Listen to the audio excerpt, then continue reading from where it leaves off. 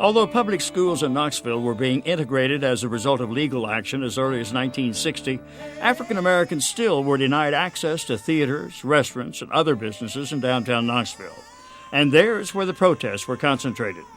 One of the leaders of the demonstrations was Avon Rollins, who would later march through the South with Dr. Martin Luther King Jr.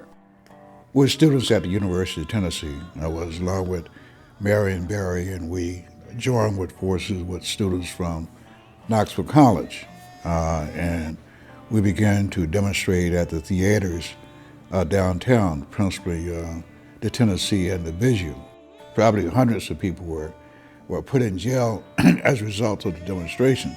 And what you see is probably on the film is a particular African-American policeman named Jimmy Rowan, who was carrying some of the students to prevent particular young ladies from being dragged or pushed or shoved or abused and carried off to jail. Ironically, one of the movies showing during some of the protests was To Kill a Mockingbird, which had a theme of misunderstanding and prejudice toward blacks in the South. Another irony was the naming in 1963 of Knoxville as an All-American City by Look magazine.